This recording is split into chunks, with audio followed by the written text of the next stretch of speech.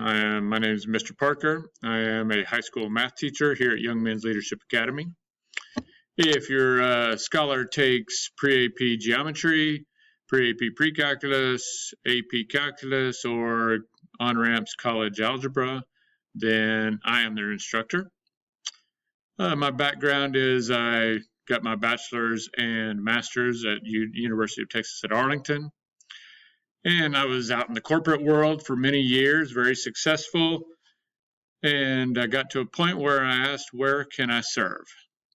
And then what was put in my path was teaching. So I used to work in youth ministry. So when I was guided to teaching in, YMLA, I knew this was a place where I could contribute.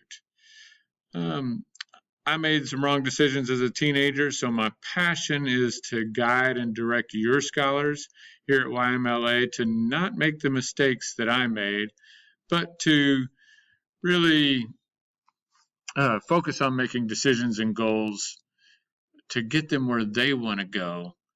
So they, to have the lifestyle they want, to have a career that they love, and make the income that they would like to make to be able to enjoy that life.